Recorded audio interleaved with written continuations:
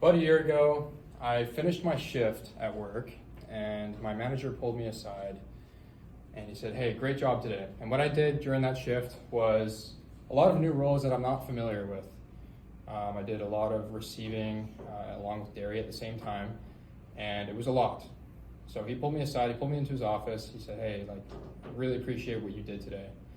And he gave me a free lunch coupon. And I said, "Yeah, thank you." And I tried to express my gratitude, but I couldn't get it out. And he said to me, he said, "What's wrong with you? Like, you don't seem happy about it." And I told him, I said, "Yeah, no, I'm just tired." Give him the old excuse. And then I went home and I told my parents about it, and they were like, "Wow, you must feel really proud of yourself."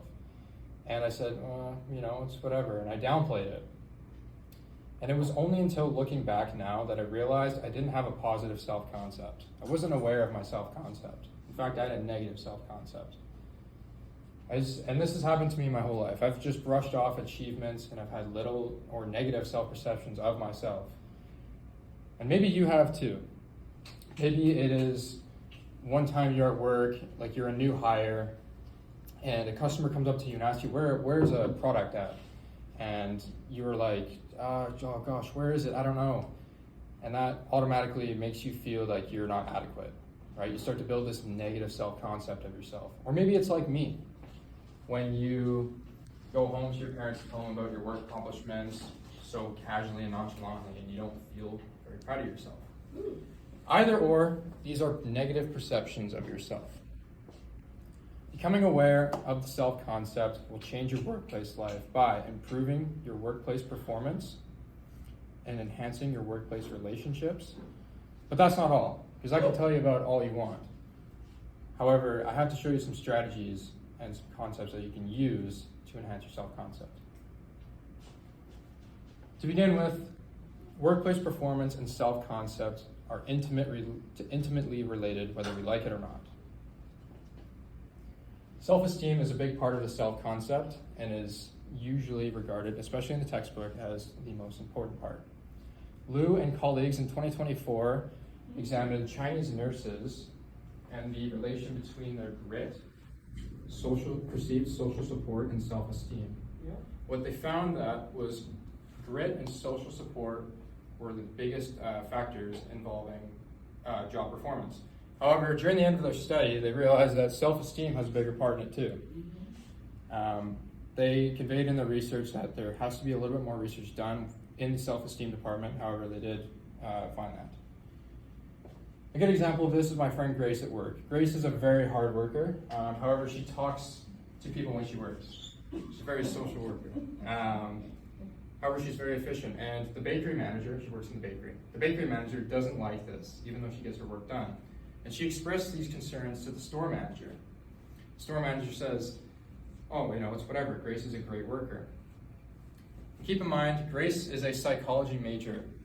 She is very aware of her self-concept and does not let the bakery manager budge her. However, someone like Brett, another employee at my workplace, he's a very hard worker as well. However, he doesn't talk during work.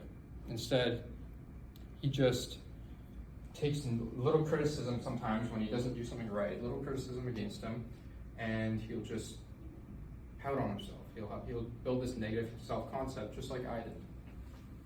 It's not good. It just proves my point on how having a positive self-concept will improve your workplace performance. Not only does becoming aware of your self-concept improve your workplace performance, but it also enhances your workplace relationships. Punta, Palacios, and Santos de Souza in 2018 gave a questionnaire to 405 Brazilian employees and looked at the relationship between teamwork and commitment and individual self-esteem. Not shockingly, they found that self-esteem is the biggest factor when it comes to teamwork and workplace relationships. I have an example of this. When I first started working at my workplace, I work at Save On Foods, by the way. When I started working there, I didn't talk to anybody. The only people I talked to was maybe my manager if I wanted clarification. Breaks, I didn't talk to anybody. And this is the concept of your private self and your public self. At work, I was talking in my public self. I wouldn't share, I would be very aware of what I was saying. But if I was my private self, like if I was around my friends, I'd be as authentic as I wanted to. It shows the difference between the public self and the private self. Lastly, I'll give you some tips on how to become aware and improve your self-concept. There's a couple different ways. First way is Looking Out and Looking In by Ronald B. Adler. Gives 3 points, which is having the will to change, the skill to change, and making it realistic, having realistic expectations set for yourself. But what does that mean? That only gives us a few points. Right? It only gives us a few points. So what does this actually look like in theory? Leonard and colleagues in 1999 examined role-specific jobs for people like the workplace, and they found that seeking feedback is the most important way in changing someone's self-concept, which is great. Okay, now we have another step. How do we use that feedback and manipulate our self-concept? Unfortunately, research doesn't show any way that we can do this. However, there's a simple way that we can, and it's called SMART goals. Everybody has heard of SMART goals. Mm-hmm. Having a goal that's specific, measurable, attainable, relevant, and time-oriented, right? It seems very broad. Why do I have to make one of these SMART goals? But you actually don't. You can do it as simple as what I did. In my workplace, about last summer, like I talked about earlier, I took on the role of a receiver and a dairy manager at the same time. Sounds very overwhelming, and it was. I didn't get as much stuff done as I should have, and my manager confronted me about it. And I told him, hey, this is a lot. What are you expecting me to do? So we ended up sitting down and talking over it, and we came up with a list. And this list is what I like to call the goal. It's not exactly a SMART goal, however, it is a goal that I set. We collaborated on prioritization of certain ideas. There's certain things to get done, and then all I had to do was he gave me 3 weeks to complete them. After the 3 weeks, we met up again, and he was satisfied with my work and said, continue working. So that's just a simple way, using SMART goals. To sum this up, I would say that becoming aware of your self-concept improves your workplace performance, bolsters your workplace relationships and team commitment, and of course, you can't do it without the strategies that I showed you. And though I wish I could go back and change my self-concept, the reality is I can't. And sure, that may suck, but I can only look towards the future and find ways that I can change my positive self-concept.